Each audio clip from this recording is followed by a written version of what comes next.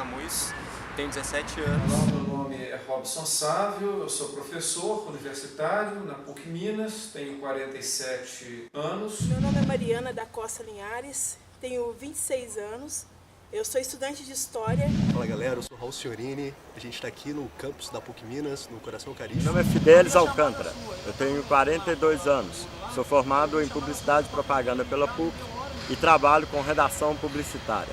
Estão participando da Opinião 10. E com prazer eu participo da Opinião 10. E estou participando da Opinião 10. E eu estou participando do Opinião 10. Estou participando do Opinião 10.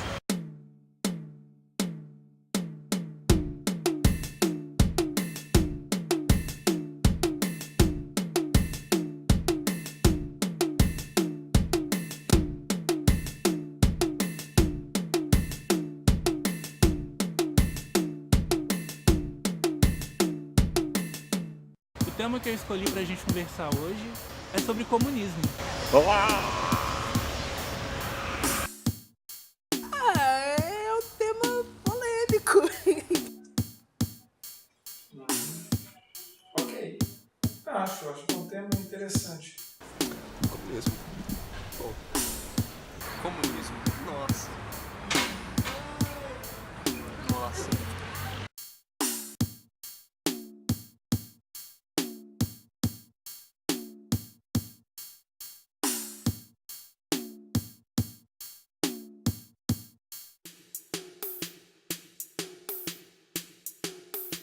Resumo o comunismo em duas palavras, assim, que é uma igualdade utópica.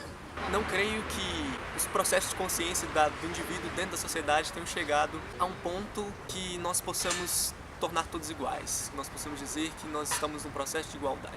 Mas eu acho que fundamentalmente o comunismo tem a ver com uma série de doutrinas e práticas que, ao fim e ao cabo, tratam da questão de uma vida mais igualitária, numa perspectiva de que numa comunidade de pessoas, além dos direitos de liberdade, os direitos individuais, os direitos civis e políticos, é muito importante trabalhar na perspectiva da igualdade dos demais direitos. No âmbito social, o direito à saúde, o direito à educação, o direito à assistência, o direito ao trabalho. O comunismo trabalharia numa perspectiva de igualdade de direitos, mas nesse campo dos direitos sociais. Uma igualdade que é tão importante quanto a liberdade. Se nós pensarmos que a liberdade tem a ver mais com, digamos assim, os direitos burgueses, e a igualdade mais com os direitos sociais. Pelo que eu sei, é uma ideologia criada por Karl Marx, como se fosse uma resposta ao que poderia ser o contrário do capitalismo, né? Um termo dialético criado por Marx,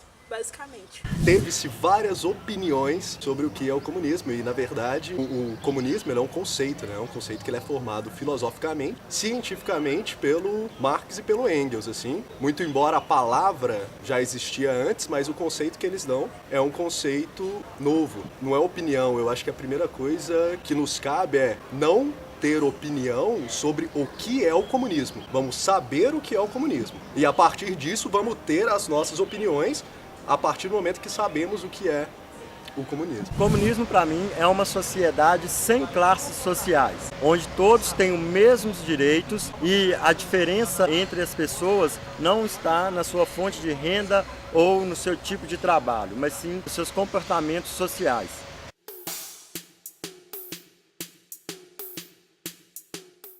O comunismo surge como uma concretização da tomada de consciência do indivíduo em relação à sua exploração dentro do sistema capitalista, né? Da ideia de que nós estamos sendo o tempo todo explorados com a mais-valia, né? A gente não trabalha para receber aquilo que a gente trabalha dando uma grande parte do que a gente produz para o nosso empregador, né? Na nossa cultura de base ocidental e do racionalismo ou do positivismo moderno e contemporâneo, tudo está muito focado a partir das teorias de Marx e da experiência concreta da União Soviética. Em vários momentos a história registra práticas comunistas. É claro que alguém pode dizer assim, que são práticas comunitárias. Isso tem a ver com como as pessoas compreendem determinadas experiências, como que as pessoas, a partir da sua visão de mundo, interpretam essas práticas. Então, vamos supor, eu que sou cristão, se eu perceber assim, que lá nos Atos dos Apóstolos, quando se fala que os cristãos tinham tudo em comum, que eles dividiam seus bens com alegria, eu posso, eventualmente, dizer que essa prática é uma prática comunista. Alguém pode dizer, não, mas é uma prática comunitária.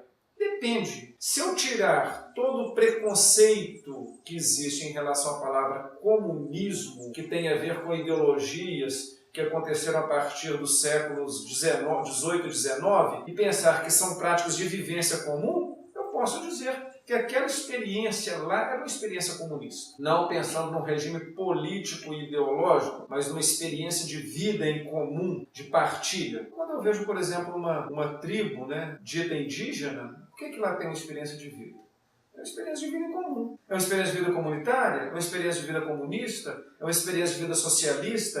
É uma experiência de vida onde todos partilham dos mesmos objetivos? Depende do meu ponto de vista, da minha visão de mundo e das minhas ideologias. A gente tem que entender o contexto histórico que se viveu o século XVIII, que foi mais ou menos quando o comunismo foi implementado por Marx, que estava em segunda revolução industrial, basicamente. Muitos problemas relacionados à questão de lutas trabalhistas, O comunismo ele nasce ali num contexto histórico, que é o final do século XIX, ali, segunda metade do século XIX, a partir do momento que o Marx e o Engels eles estão percebendo a ascensão completa do capitalismo, e junto com essa ascensão do capitalismo, que eles vão estudar muito bem como vão ser as relações sociais do capitalismo, as relações de produção e toda a sociabilidade dentro do capital, eles também vão começar a enxergar contradições dentro do capitalismo. Eles carregam toda uma noção de consciência histórica ali, vindo da escola hegeliana e tal, dos intelectuais da Alemanha, de que o capitalismo não é o fim da história. O capitalismo não pode ser o fim da história.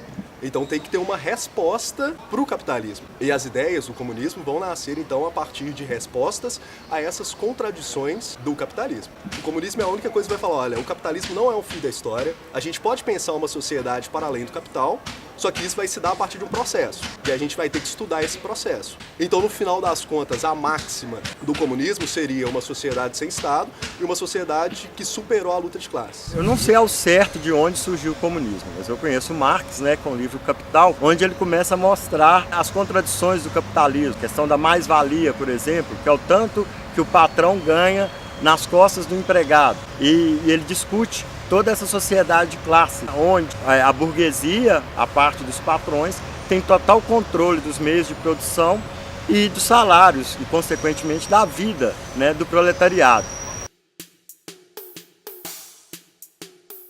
A função do dinheiro dentro da sociedade.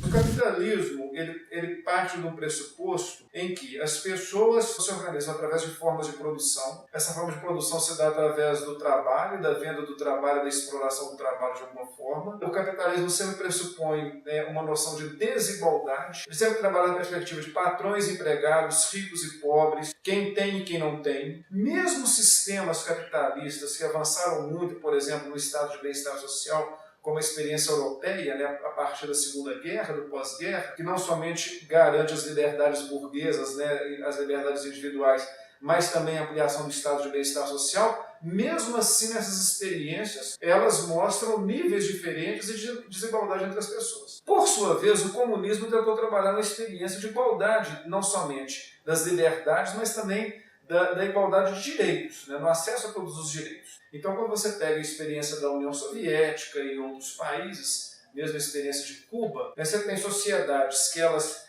têm menos desigualdade entre as pessoas, mas aqueles grupos de pessoas que sempre discordaram com essa imposição e regulação do Estado e confrontaram, foram muito perseguidos. É claro que, sob o ponto de vista, digamos assim, ideal, o que nós deveríamos ter é sociedades, estados que garantissem a liberdade, o direito do contraditório, da opinião, da iniciativa individual das pessoas, mas que diminuísse ao máximo a desigualdade para manter as pessoas mais ou menos no mesmo patamar. Ambas as experiências têm potencialidades e ambas as experiências têm os seus problemas. Para todos os efeitos, o capitalismo como uma forma de vida cada vez mais hegemônica tem mostrado que, poucas pessoas concentram poder, renda, controlam os demais, e as formas de controle de violência real e simbólica são das mais diversas. E inclusive muitas delas imperceptíveis. E isso produz muito mal. E que nós muitas vezes sequer pensamos sobre isso. Então a crítica ao capitalismo é muito importante, inclusive para a autonomia das próprias pessoas. O comunismo, ele prega um bem social comum, um bem-estar comum. Cada pessoa ela tem o seu papel pré-definido na sociedade e o seu papel ele é importante na sociedade. E o capitalismo ele defende muito a questão da meritocracia, em que se baseia muito nas leis de mercado. Nós temos aí a questão do liberalismo econômico, que é outra ramificação, outra ideologia relacionada ao próprio capitalismo. No capitalismo que você tem uma riqueza que ela é socialmente produzida. No entanto, ela é uma riqueza que ela é acumulada de forma privada. No comunismo, essa riqueza que ela é socialmente produzida, ela também vai ser socialmente distribuída. E você só pode ter uma riqueza que ela é socialmente produzida, ela só pode ser socialmente distribuída se você não tem a propriedade privada dos meios de produção. Ou seja, se você não tem burguesia. Porque o trabalhador, ele produz a riqueza e ele usufrui dessa riqueza. O capitalismo que acontece é o contrário, né? Aquele que produz a riqueza, ele não usufrui dessa riqueza. Por quê? O meio de produção, ele é privado. No capitalismo, a gente tem direitos a bens básicos, como saúde e educação, se a gente tiver dinheiro. Isso mostra que, dentro do capitalismo, quem tem dinheiro tem acesso a direitos básicos. Eu não estou dizendo acesso a produtos, a comprar um carro, a comprar uma casa. Eu estou dizendo acesso a coisas básicas, como saúde, educação, saneamento básico, transporte, né? Qualidade de vida, dignidade. No capitalismo, isso só vem através da renda. No comunismo, isso é entendido como um direito de todo cidadão. Então, isso deve ser construído para toda a sociedade. Muitas vezes, quando eu falo isso, as pessoas falam: mas o Estado vai ficar muito grande, não vai ter condição de pagar. Não, primeiro que não precisa ser apenas o Estado, a sociedade tem que participar. Nós precisamos de conselhos, por exemplo, conselhos que possam decidir onde e como esse dinheiro vai ser empregado. O controle da população, né, sobre o Estado tem que ser maior, por exemplo. E esses direitos, nós temos que entender que são direitos de todos. Então ele não pode ficar restrito apenas a uma classe que tem dinheiro. No capitalismo, o mercado está acima de nossos direitos. Os interesses comerciais estão acima dos nossos direitos. No comunismo isso é revertido. Os nossos direitos têm que estar acima dos interesses do mercado, dos interesses econômicos. Eu acredito que o socialismo, de certa forma, antecede uma estruturação política do comunismo.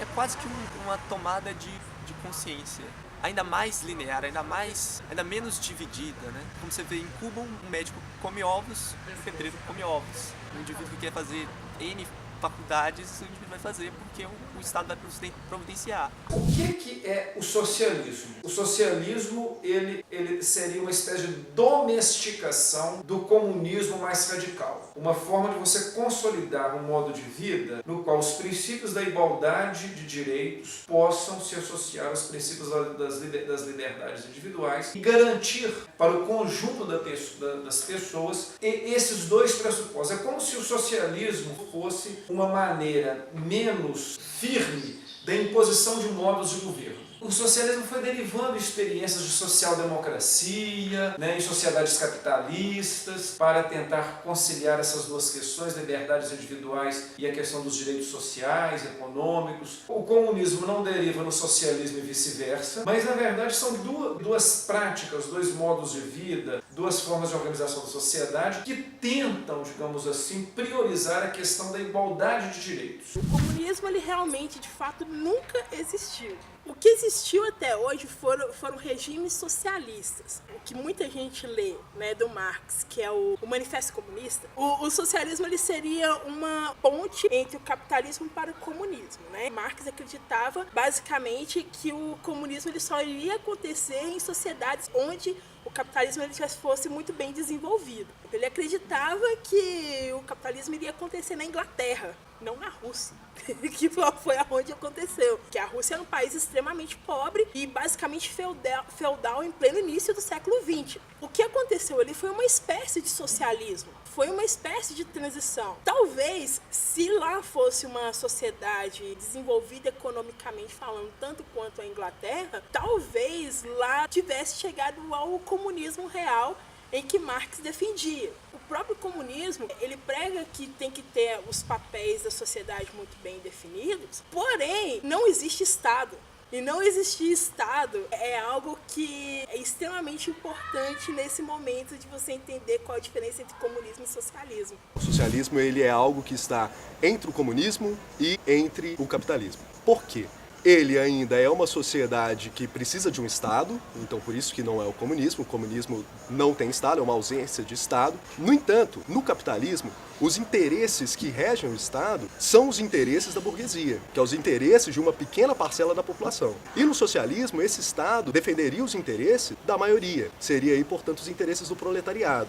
E por isso aí que a gente ouve falar do termo, né, a ditadura do proletariado. A gente finge que vivemos em uma democracia, mas não vivemos em uma democracia à medida que o Estado ele está aí para garantir os interesses de uma classe dominante. Então ele atua como uma ditadura de algum modo. O segredo aqui, para a gente ter uma sociedade que vai vislumbrar o comunismo, que portanto seria uma sociedade socialista, é uma sociedade onde o Estado defenda e haja pelos interesses da maioria, que é os interesses do proletariado. E aí por isso aí uma ditadura do proletariado. Então assim, só tem como a gente pensar em comunismo se a gente pensar em socialismo. O socialismo ele seria um dos caminhos, né, uma das possibilidades para se implantar o comunismo. Seria um degrau para se chegar até o comunismo. Hoje nós vemos vários partidos, por exemplo, nós temos no Brasil o Partido Social Democrata Brasileiro, né, o PSDB, que se diz socialista, mas na verdade não é.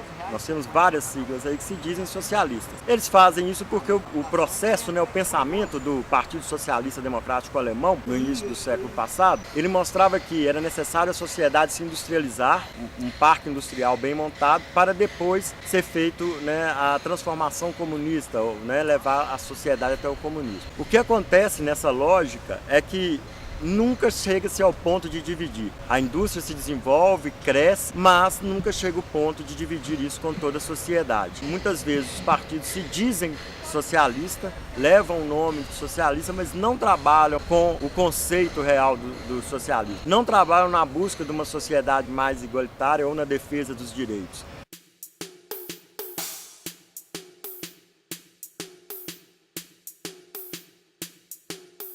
Como eu posso falar que há sequer a possibilidade de uma ditadura comunista num país onde a realidade social nos mostra o encaminhamento para o lado oposto, para um lado de pensamento totalmente positivista, uma escola pública que não valoriza o indivíduo, que não segue aquilo que um dos maiores pensadores da atualidade, é o terceiro mais citado do mundo inteiro, que é o nosso Paulo Freire. Um educador que pensou o indivíduo com a liberdade de reflexão, com a liberdade de senso crítico, de entendimento da sociedade, com a construção do indivíduo com autonomia, e que não vem sendo implantada, que a nossa escola pública corta totalmente, faz o indivíduo se tornar um ser totalmente mecanizado e impossibilitado de sequer pensar política. Com partidos assumindo, com indivíduos assumindo, que tem um pensamento totalmente oposto a qualquer prática democrática, a primeiro ponto, e possivelmente comunista. São pessoas que estão tentando privar, como não sei se foi um deputado, se foi um senador, é ignorância minha do assunto, tentou assinar uma lei no Nordeste proibindo os professores de assumir posição dentro de sala de aula. O que seria o ponto para se falar isso? Que o nosso Exame Nacional do Ensino Médio visa que o indivíduo tenha uma inteligência cidadã, que o indivíduo consiga reconhecer problemas na sociedade, que as nossas universidades têm formado jovens capazes, inteligentes, autônomos, que estão resolvendo os problemas da sociedade, que estão direcionando as suas capacidades físicas e intelectuais para a melhora do todo. Você vê pessoas mais conscientes em relação ao consumo de carne, às defasagens sociais. Quando você vê que o presidente da Câmara dos Deputados diz no fim da sua votação que Deus abençoe esta casa, um país onde a Constituição determina que vivemos num Estado laico. Como que um sujeito vem falar para mim que existe uma conspiração comunista? Nós não temos sequer um partido que se denomine comunista e tenha força dentro do cenário político nacional. Os liberais conservadores, no caso do Brasil, isso tem a ver com elites, principalmente elites, sob o ponto de vista social-econômico, muito bem posicionadas, mas muito conservadoras, inclusive elites intelectuais, têm a mania de dizer, por exemplo, que os governos que ampliaram um pouquinho o estado de bem-estar social, que essa pequena concessão que houve, isso estaria aproximando o Brasil de um governo comunista. Isso chega a ser quase simplório, quer dizer, é um discurso altamente ideológico Apesar de que esses liberais conservadores dizem que ideologia tem a ver com comunismo e com socialismo, mas um discurso altamente ideológico e preconceituoso de pessoas que não aceitam a ampliação de um Estado como o nosso. Qual que é o principal problema do Brasil? É o problema econômico? É corrupção? Não. O principal problema do Brasil é a desigualdade social. E isso é um problema histórico e nunca foi enfrentado. Todas as vezes que governos tentaram ampliar um pouco os direitos de cidadania, sempre apareceu o discurso ideológico conservador para dizer que era uma tentativa de comunismo. Isso foi na década de 40, na década de 60, do golpe, e agora muito recentemente. Porque o problema é o seguinte, você tem que pensar que existem duas grandes formas de organização das pessoas na sociedade. Uma tem a ver com o capital econômico. Outra tem a ver com o capital cultural. No Brasil, os pobres não têm nem capital econômico nem capital cultural. Por que não tem capital cultural? Porque não tem acesso desde pequeno à boa educação, à escolarização. O nosso sistema educacional é muito conservador, não forma para autonomia. As pessoas sempre são determinadas a lugares sociais. Se você não tem nem capital econômico, nem capital cultural, como que as pessoas vão ter a mesma condição de competitividade na sociedade? Então dizer que uma pequena mobilidade social que aconteceu nos últimos anos nos coloca às portas do comunismo chega a ser, para o meu ponto de vista, tão infantil, ridículo e pueril que às vezes é difícil de discutir. Mas é claro que isso é uma grande ideologia, muito bem maquinada por setores conservadores da sociedade, repercutida em doses cavalares pela mídia, que são grandes oligopólios a serviço desse capitalismo rentista, mantida com muito dinheiro de empresários que querem manter esse nível de sociedade. É claro que há corrupção no setor público generalizada e a corrupção alterada pela iniciativa privada. Quer dizer, é toda uma engenharia que funciona muito bem. Um sistema de justiça altamente seletivo e elitista que mantém também, né, nos determinados lugares sociais aqueles que são escolhidos seletivamente para serem condenados ou não. Ou seja, uma estrutura muito bem montada, né? Esse discurso acaba motivando, inclusive, um grande ódio na sociedade. A gente vê isso nas redes sociais, né? Como se aqueles comunistas comedores de crianças estivessem batendo a porta das pessoas em pleno século XXI. Não existe uma conspiração para que exista uma ditadura comunista no nosso país. Porque a gente tem que pensar pelo princípio de que para haver algum tipo de comunismo tem que ter o que eles chamam de consciência da classe trabalhadora. Honestamente, a nossa classe trabalhadora não tem consciência. O trabalhador, na real, ele está mais preocupado em colocar comida dentro de casa. Ele não está preocupado, muitas vezes, com o seu irmão, entendeu? O seu companheiro, sabe? Precisa de ter uma consciência da classe trabalhadora. E isso é com o tempo, é com educação, uma boa sistematização das informações, entendeu? O comunismo, ele significa uma ausência de Estado. E se você tem ausência de Estado, como que você vai ter uma ditadura para garantir um Estado? Não tem sentido. Então, falar de ditadura comunista já é uma contradição de termos. Já não serve, a gente já não pode falar disso. Agora, se há aí uma conspiração, bom, vamos dizer assim, uma conspiração para uma revolução socialista, talvez se a gente colocar nesses termos, infelizmente não há. Muito embora a gente tenha movimentos, entidades e até partidos políticos que são muito bem formados intelectualmente, que têm uma militância muito ativa e combativa, que defende os interesses da classe trabalhadora. Não existe no Brasil hoje, na conjuntura atual, uma correlação de forças para nos dar aí um momento revolucionário. Essa coisa, né, de falar assim, vai vir uma ditadura comunista, os comunistas estão se organizando como se fosse um grande mal, uma coisa terrível, não passa de uma grande falácia. Primeiro, que os Estados Unidos não iam deixar, eles entrariam com seu exército, com suas tropas e impediriam. E segundo, porque a forma como está organizada a economia mundial ficaria muito difícil. O que nós precisamos para implantar o comunismo é expandir a nossa democracia, fazer com que essa democracia ela seja mais participativa, que as pessoas tenham mais canais de participação para cobrar dos seus políticos, para cobrar dos seus eleitos e a partir daí começarmos a construir uma sociedade mais igualitária. Há essa criação, inclusive, para manter as pessoas não só preocupadas, mas também com uma reação contrária ao comunismo. As pessoas não conhecem muito bem e a mídia acaba informando coisas como que comunista come criancinha, comunista é ateu, comunista não gosta de Jesus, comunista vai tomar sua casa, seu carro. Então cria-se um medo, faz com que esse medo se permaneça com a ideia sempre de um golpe que pode acontecer a qualquer momento e aí você tem as pessoas cada vez mais não querendo uma coisa que elas não conhecem, né? Rechaçando já, sem saber o que era, como se esse fosse um grande mal. Hoje nós temos muito mais a chance de um golpe capitalista do que um golpe comunista.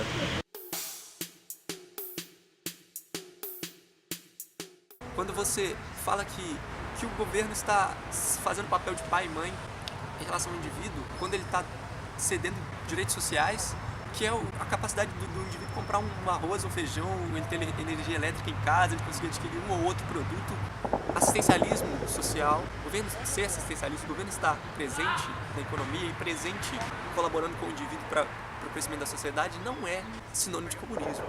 É um pensamento totalmente malthusiano. Você pensar que porque as pessoas são pobres porque têm muitos filhos. As pessoas têm muitos filhos porque são pobres. É por falta de informação, é por falta de condição, é por falta de compreensão e entendimento.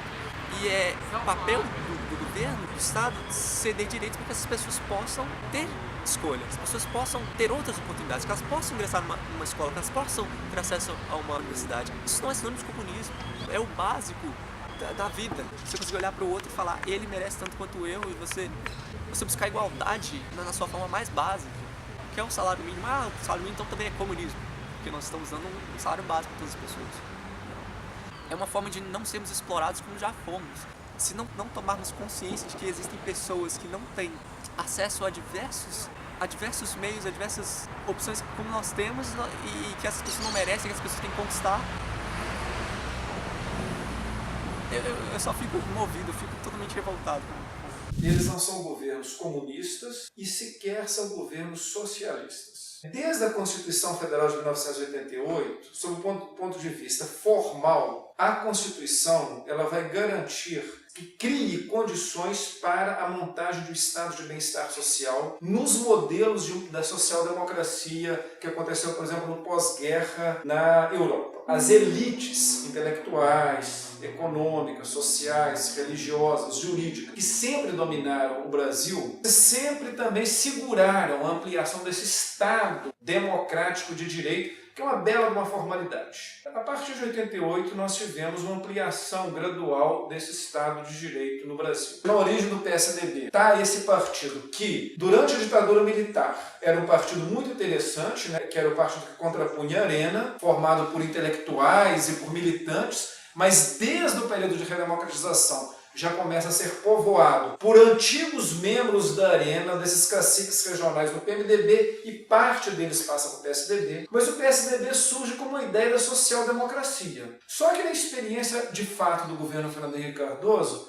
o PSDB sai de um partido de centro-esquerda, primeiro para centro, e depois na aliança com o DEM de direita. Prova tanto que no segundo governo, Fernando Henrique Cardoso ele é reprovado nas urnas. Pensando no espectro ideológico, né, porque é claro que existe direita e esquerda, é outro conto de carochinha dizer que é tudo a mesma coisa, né, para que as pessoas achem que política não vale nada, que todo mundo é igual, e quanto menos as pessoas se preocupam com política e acionam a política no mundo real, mais aqueles interessados em colonizar a política vão se apropriando dela. O PT ele é um partido de inspiração, digamos assim, socialista. Só que no pacto que Lula faz, na chamada Carta ao Povo Brasileiro, na sua aliança com o empresário José de Alencar, já fica claro que o PT ele já sai de uma posição de esquerda para uma posição de centro. A tendência do PT foi manter-se nesse centro. Por isso essa aliança com o PMDB, para dessa base chamado presidencialismo de coalizão. Qual que é a diferença do governo Dilma? É que num determinado momento não era possível mais negociar. O nível de corrupção instalada, né, no governo, principalmente na parceria com o PMDB, que já vinha com o problema dos financiamentos da campanha, era tão generalizado que não era possível mais ceder. E ela, diferentemente de Lula, deixou de negociar. E juntando a crise econômica com a crise política, deu no que deu, o que nós sabemos agora desse processo golpista, né, que está em curso aí. Mas é muito importante dizer que o governo do PT nunca foi um governo de esquerda. Ele nasceu como um governo de esquerda, mas na prática foi um governo de centro. O governo Dilma, ele não é um governo comunista. Nunca foi e nunca será. Talvez passe para o que chamam de social-democracia, né? É como se fosse um liberalismo econômico em prol do povo. Em gente não pode negar que houve ascensão das classes mais baixas no governo Dilma e Lula.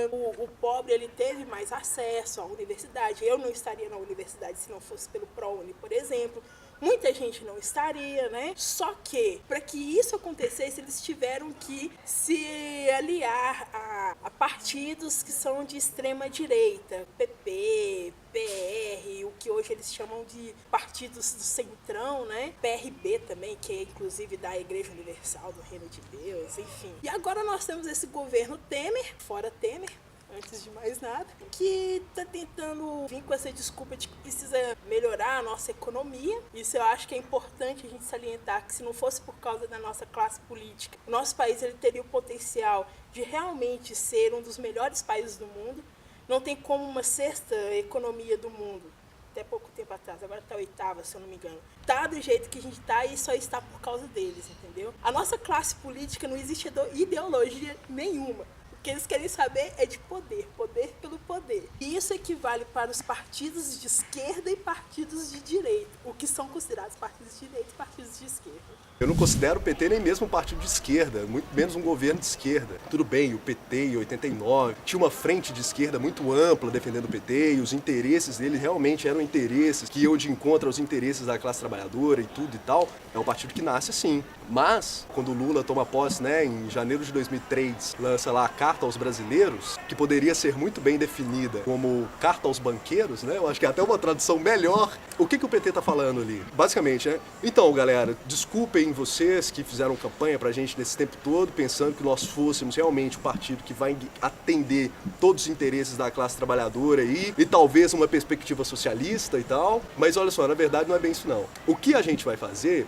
é o pacto capital-trabalho. E é isso que o PT fez. Eu garanto a taxa de lucro dos bancos e das grandes empresas, garanto o poder de compra do trabalhador, para mim fazer o quê? Amenizar o conflito entre classes. Então isso já não é socialismo, já não é muito menos algo que vai vislumbrar o comunismo e tal, isso é sociodemocracia. Já no primeiro mandato da Dilma, em 2010, o que nós temos não é mais um governo que está buscando fazer uma aliança capital-trabalho. Já é um governo que está operando completamente para os interesses do capital.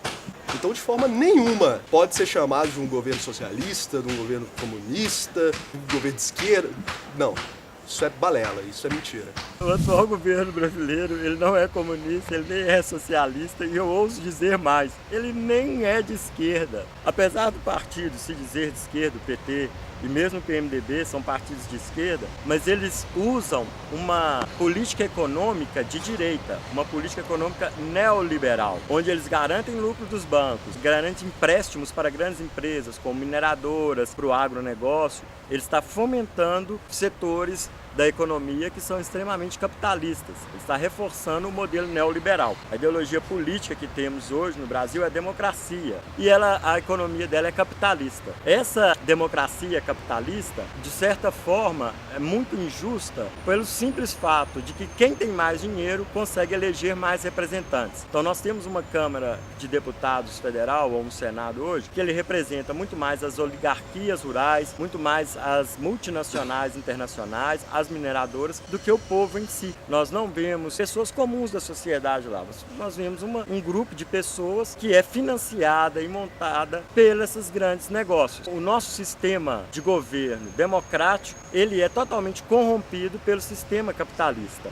Então, mesmo um partido que se diz socialista, comunista ou de esquerda, a partir do momento que ele começa a usar uma política econômica ligada a setores neoliberais, capitalistas, né, são as multinacionais, o agronegócio, ele deixa de ser socialista, ele deixa de ser de esquerda e passa a fazer uma economia de direita. Aí a gente pode comparar, inclusive, os gastos que esse governo teve com suas diversas bolsas, com o projeto Minha Casa Minha Dívida e outros projetos sociais, e o tanto que o BNDES, que é o Banco Nacional de Desenvolvimento Social, investiu em grandes empresas, em multinacionais, no agronegócio, na mineração. Então, ao mesmo tempo que programas sociais atendem uma parte da população, a parte pobre da população, outros programas muito maiores atendem aos negócios bilionários, né?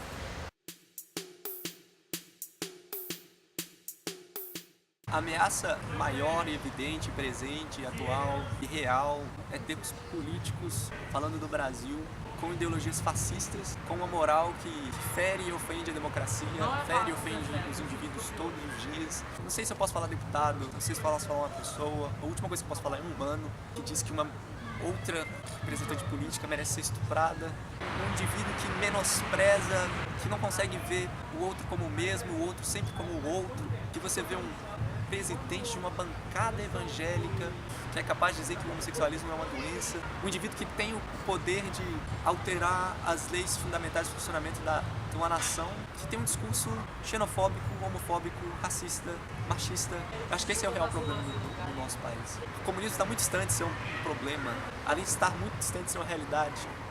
Eu considero o capitalismo uma ameaça. O que é a experiência do capitalismo? É a experiência da concentração de renda nas mãos de pouquíssimos, da devastação do meio ambiente para sugar tudo que nós temos de recursos minerais e etc. e tal. É a hiperconcentração de renda, é a morte das pessoas na miséria e na fome. Então eu considero o capitalismo uma ameaça real. É claro, uma experiência de um comunismo radical também pode ser uma ameaça real. Vai depender das situações concretas. Sob o ponto de vista do possível, eu sempre falo, a experiência mais exitosa com todos os problemas que nós tivemos de sociedades que conseguiram essa junção entre liberdades individuais e os direitos, ampliação de direitos, é a experiência do estado de bem-estar social na Europa. Começou a ser destruído na década de 80, com Margaret Thatcher e Ronald Reagan, no chamado neoliberalismo. Mas aquela experiência do pós-guerra foi a experiência mais exitosa de se combinar essas duas facetas.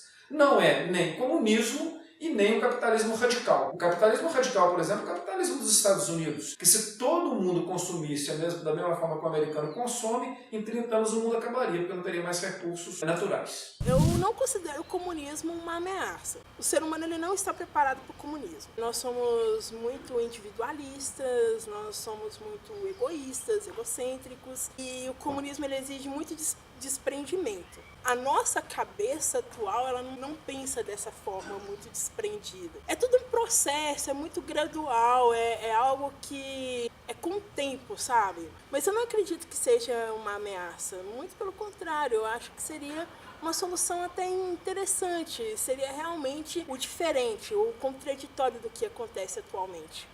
Sim, eu considero o comunismo uma ameaça para o capital e que bom que existe o comunismo como alternativa para o capital. Eu não considero de forma alguma o comunismo uma ameaça. A grande ameaça que nós temos hoje no Brasil é um regime totalitário. Independente se ela é comunista ou capitalista, é uma grande retirada de direitos.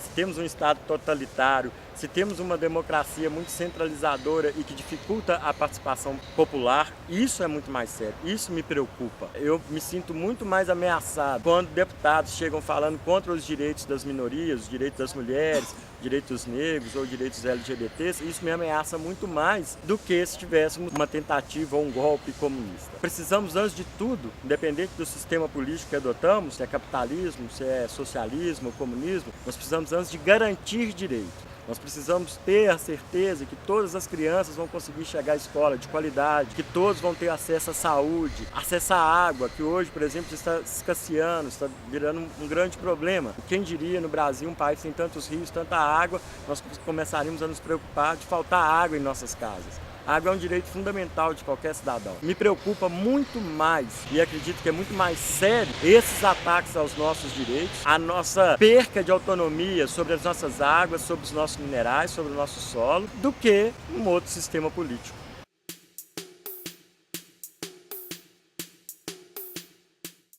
Todo sistema, do mais simples ao mais complexo, e eu não estou falando só de sistemas políticos, você pode pensar em toda a infinidade de sistemas existentes, tem desigualdades. O capitalismo só vem progredindo nos países em que ele já foi implantado durante um longo período, no sentido de reduzir as desigualdades sociais, mas essas desigualdades sociais reduzidas somente a partir da exploração de outros indivíduos, para que terceiros no futuro venham a ter uma qualidade de vida, não estar na zona da pobreza. E acredito que o pensamento comunista segue o oposto daquilo que se tem como ideia de pobreza, de desigualdade, que as pessoas vivam numa igualdade. É a minha visão assim, de leigo mesmo. se o comunismo ele é capaz de acabar com outros tipos de pobreza, a gente pode pensar assim, é só na pobreza material que nós estamos falando, ou em outros tipos de pobreza. Sob o ponto de vista de um liberal democrata. Uma pessoa que tem muito pouco acesso à informação, à cultura, ou que tudo está muito direcionado, ele pode ser um pobre, pensando, né, no capital cultural. E também não dá para falar, né, porque se você pegar a experiência do antigo União Soviética, um país imenso e que nós conhecemos muito pouco, e uma coisa era falar um pouco sobre as cidades, mas esquecer, por exemplo, do interior. Porém, também, nosso modo de medir pobreza é a partir do capitalismo. E aí é outro problema disso daí. Uma pessoa no capitalismo, por exemplo, ela pode achar que ela é muito pobre, mas ela joga todo dia um monte de comida que sobrou fora, e numa experiência comunista isso seria totalmente inexplicável. Nós temos que pensar em pobreza em outras realidades.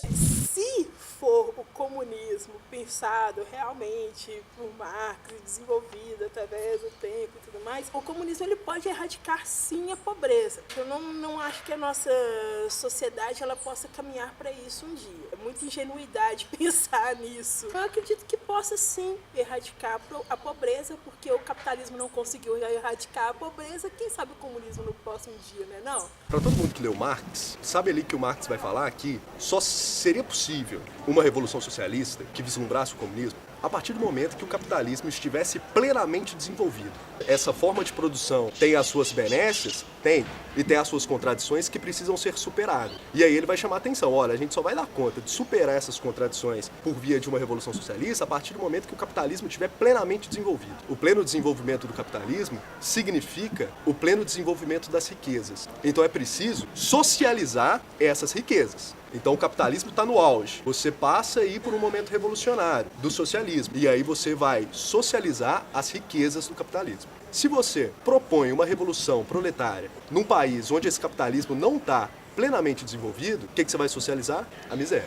Você não vai socializar a riqueza. E, infelizmente, apesar de toda a qualidade do processo revolucionário de 17 da União Soviética, foi isso que aconteceu. A União Soviética era um país que não tinha um capitalismo desenvolvido, nada desenvolvido, era um país super atrasado em relação à produção capitalista. Eles fazem uma revolução, no entanto, eles socializam a pobreza, eles socializam a miséria. Não tem a menor chance do comunismo aumentar a pobreza, né? Nós precisamos de aumentar a distribuição de renda. Existem várias lendas, né? Muitas delas baseadas em acontecimentos verídicos, em fatos mesmo que aconteceram durante a Revolução Russa, né? Que houve uma grande escassez de alimentos, por exemplo, e houveram grandes problemas, mas isso não foi por causa do sistema comunista em si, mas sim das práticas adotadas para que esse sistema chegasse ao poder. Através de um regime centralizado, ditatorial, isso desequilibrou toda a sociedade russa e das outras repúblicas. É muito necessário que entendamos isso. O comunismo ele é necessário, mas ele não pode ser implantado de forma ditatorial. Eles têm que ser desenvolvido junto com a sociedade em processos democráticos, abertos e claros, para que todos possam participar, para que todos possam se envolver.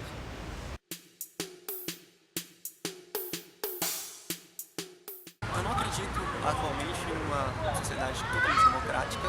A própria democracia tem falhas evidentes, mas ela não é aplicada com seu total potencial ainda. E não sei se o comunismo seria o responsável por aplicá-las, os princípios democráticos. As igualdades só podem existir quando nós entendemos as diferenças, né? E acredito que isso não seria possível num regime em que política, economia e religião fossem os temas centrais. E nós começássemos de baixo, e não nós começássemos de cima. Democracia é uma experiência que surgiu na Grécia Antiga e que desde o início ela já surge com problemas. Quem eram cidadãos que frequentavam a ágora, que era o espaço público para decidir os rumos da cidade? Eram os homens, cidadãos e que moravam na cidade. Estavam fora crianças, mulheres, escravos, estrangeiros, etc. E a democracia, como nós conhecemos ela atualmente, é a democracia que vem a partir do iluminismo, né, das revoluções do século XVIII, que é aquela que vem com a burguesia e os seus interesses, atrelada ao regime capitalista. Se nós analisarmos a partir dessa ótica, toda a experiência comunista terá muitos problemas. Agora, nós temos que entender que esse, digamos assim, é como se fosse um óculos de leitura de uma determinada realidade. Nós fazemos uma leitura de democracia a partir de um viés iluminista, liberal, do século XVIII e de uma sociedade ocidental. Então, eu acho que, sob o ponto de vista teórico, não há nenhuma incompatibilidade entre o ideal democrático e o ideal comunista, ou comunitarista, ou socialista. Não há nenhuma incompatibilidade. O que a gente tem que ver é nas situações reais. Porque eu posso pensar isso em termos de estados nacionais, eu posso pensar isso na minha família, por exemplo. A minha família é uma família democrática e comunista, comunitária, pequeno grupo, o meu ambiente de trabalho, como é que eu posso pensar essas micropráticas de poder? É nessas práticas do poder, sejam elas pequenas ou grandes, é que nós vamos pensar como é que a coisa funciona na sua concretude. Os exemplos que nós tivemos foram de ditaduras. E o próprio Manifesto Comunista, ele fala que para você chegar a um comunismo, precisa de ter uma ditadura antes. Eu, particularmente, nunca vou concordar com uma ditadura. Aí, nesse ponto, eu já não gosto do comunismo. Um sistema de ditaduras te cerceia de todos os tipos de liberdade, né? A democracia, ele pode ser o pior dos sistemas políticos, mas dentre os piores ele ainda é o melhor. Um comunismo com democracia eu acho muito complicado, muito difícil. Pode ser que possa vir a ter, mas eu estudo história, na história não existe si, entendeu? Existe o que já aconteceu. Então, pelo que já aconteceu, eu acredito que não. Numa sociedade que defende interesses próprios, seja de um indivíduo ou de uma pequena parcela da sociedade que se manifesta enquanto uma classe dominante, se a gente tem um Estado que defende isso em detrimento a realmente as questões coletivas, que defende que essa riqueza que é socialmente produzida, ela pode ser expropriada de forma privada, a gente realmente está vivendo um Estado democrático? Acho que a primeira pergunta que a gente tem que se fazer é essa, né? E, em contrapartida a isso, se o comunismo ele prevê uma sociedade sem classes, portanto uma sociedade sem Estado, onde a produção da riqueza se dá de forma social e sua distribuição também, teria como a gente pensar isso de uma forma que não fosse uma forma democrática? Eu não acredito que uma sociedade comunista é ou seria democrática. Eu acredito que ela tem que ser. Isso é uma exigência para qualquer modelo de sociedade que ela seja democrática, que todos os cidadãos tenham direito de participação, que todos os cidadãos possam opinar e possam discutir o seu futuro, discutir a sua cidade, o seu bairro, o seu local, defender suas ideias e uma participação ampla. Só existe possibilidade de avançarmos socialmente, de garantirmos o direito com a radicalização da democracia, com a expansão dos canais de participação democrática para que todos os cidadãos possam opinar sobre suas vidas. A política decide nossas vidas. Quem colocamos no poder decide como nós vamos andar pela cidade, para onde vamos poder chegar. Se nós não tomarmos isso, a participação direta, se nós não ocuparmos esses cargos, nós estaremos cada vez mais reféns de pessoas que fazem uso desses cargos para interesses próprios.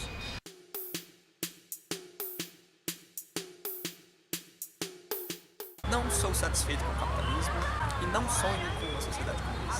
Seria quase ingênuo da minha parte, neste momento, sonhar com uma sociedade comunista. O capitalismo, na minha visão, tende a ser um sistema que vai prevalecer por muitos e muitos anos ainda, vai promover desigualdades gigantes, vai distorcer realidades e vai escravizar o indivíduo de forma indireta. E eu não sou contente, não me sinto feliz por ter essa blusa que eu nem sei quem foi que fabricou, por comer comida que eu nem sei para onde passou, por respirar um ar com produtos químicos, com substâncias tóxicas que eu nem faço ideia do nome, às vezes, por estar o tempo todo sendo controlado e vigiado, né? A cidade é construída para isso, dentro da organização capitalista, para que as pessoas se sintam vigiadas, para que as pessoas não façam o que elas querem, que as pessoas consigam lidar com esse sistema sem se deixar levar pelas grandes garras de controle, grandes garras de, vamos usar essa palavra, alienação das pessoas em relação ao produto, ao trabalho, as relações mecanizadas, as relações mascaradas que nós vivemos em várias. Antes de política, gente, pensem nisso, pensem em vocês, façam uma autoanálise, reflitam se você está sendo corrupto, se você está sendo capitalista, se você está sendo comunista. O sistema é só uma nuvem que flutua, diz te operar, diz te condicionar, mas ainda há um quê de você ali, ainda há um ponto da sua escolha sobre o que você vai fazer, sobre como você vai agir, independente das leis que te regem, independente da economia que te rege, independente do ditador, independente do discurso, independente desse vídeo. Cresçam e desenvolvam relações humanas. Eu acho que as melhores experiências que nós tivemos, como eu disse anteriormente, foram as experiências do pós-guerra da Europa, em que foi possível construir estados de bem-estar social, garantindo a liberdade individual, mas garantindo a igualdade de direitos reais, que constituiu, digamos assim, grandes grupos de uma classe média, todos mais ou menos no mesmo patamar, e o Estado, garantindo inclusive aqueles grupos vulneráveis políticas de assistência, de trabalho, de geração de renda. Sob o ponto de vista do que eu acho que seria possível, nem capitalismo na sua forma rentista, de especulação, de concentração de renda, né, cada vez mais de destruição do meio ambiente, das pessoas, dos grupos vulneráveis, como é o capitalismo atual, nem as experiências radicais do comunismo, que também tiveram muitos problemas e provocou muitas mortes e sofrimentos. Nem tanto ao mar, nem tanto a... Eu acho o comunismo lindo, maravilhoso, assim, perfeito no papel. A nossa sociedade é uma sociedade que aprendeu a ser individualista. O comunismo, como Marx pensou, eu acho que ele não cabe na nossa sociedade atual. A gente tem que entender que o pensamento do século XVIII é diferente do século XXI. Nós estamos num outro patamar de capitalismo. Hoje em dia existe mercado financeiro, existe computador, existe internet. A globalização é um termo que está cada vez mais em voga, entendeu? Talvez a gente tenha que ter um outro gênio ou uma outra pessoa que repense como que a gente pode viver numa sociedade mais justa no século XXI, onde a gente está aqui hoje. Só existe dois tipos de pessoas que são completamente satisfeitas com os moldes do capital. Ou o cara que comanda esse capital, né? O cara que rege o capital, ou os grandes capitalistas, eles podem estar muito satisfeitos, e é natural que estejam, ou então aquele trabalhador que foi imerso numa alienação tão grande que ele realmente acredita que, olha, se ele trabalha ali 8 horas por dia, tem férias, uma férias no ano, viaja pra praia e tudo isso, tem um salarinho ali que dá pra pagar umas contas, comprar um carrinho dividido em 36 prestações, tá tudo bem. Eu, naturalmente, não tô satisfeito, porque a gente vê as inúmeras contradições desse sistema. Porque a gente percebe isso no ponto de ônibus, a gente percebe isso às vezes dentro da nossa casa, a gente percebe isso em vários lugares. E sim, eu acredito que a única resposta possível para as contradições do capitalismo é uma revolução socialista que vislumbra o comunismo. O pacto capital-trabalho a gente vê que não dá certo. E alguns países eles falam sobre uma humanização do capitalismo, né? Eles usam muito esse termo, capitalismo humanizado. Mas eu acho muito complicado a gente pensar na humanização de um sistema que tem, por sua essência, mercantilizar a vida. O capitalismo ele tem por essência a reificação, ou seja, transformar os homens e qualquer outra coisa em coisas que podem ser vendidas ou trocadas em equivalência. Então como que a gente vai falar de humanização desse sistema, que desumaniza o tempo inteiro, e ainda mais hoje em dia, que eu acho que a gente está cada vez mais próximo do esgotamento do capitalismo? Não há mais diálogo. Para o trabalhador, não há mais diálogo com o capital. Eu sou totalmente a favor de uma sociedade comunista e democrática, onde cada cidadão e todos nós juntos podemos decidir e discutir o nosso futuro, onde os direitos básicos de cada um de nós esteja sempre acima dos interesses do capital, onde tenhamos acesso à saúde com qualidade, onde a mobilidade, andar pela cidade, não seja uma mercadoria e não me cobre para isso. Todos nós temos o direito de acessar a cidade, de andar pela cidade. A radicalização que eu prego sempre é isso aí, a raiz do problema, não ficar estudando a superficialidade, para que possamos construir uma sociedade mais justa e com isso ir caminhando gradativamente ao comunismo. A uma sociedade sem classes. Quem disse, dê tudo que tem aos pobres e siga, foi Jesus, não foi Marx. Marx fala da exploração do trabalhador pelo patrão. Então nós precisamos de uma sociedade onde todos nós tenhamos a condição de sobreviver em trabalhos dignos e sem sermos explorados como somos hoje.